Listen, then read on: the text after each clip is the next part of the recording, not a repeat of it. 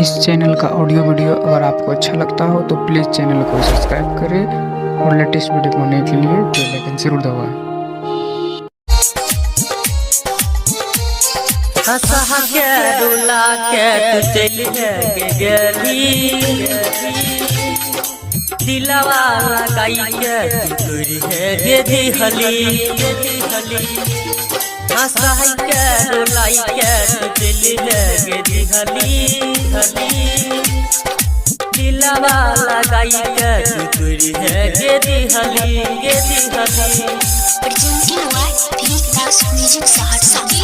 Singing by Ranjesh Raj.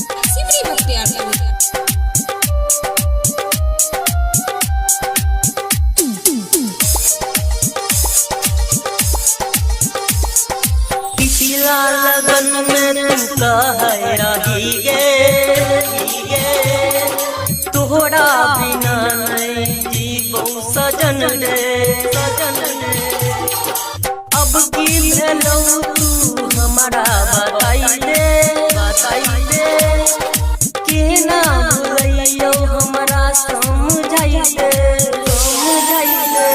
हंसा के डोला के तू चली गेली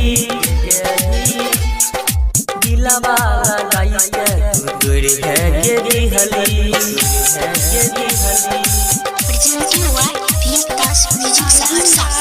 Singing by Ranjesh Raj.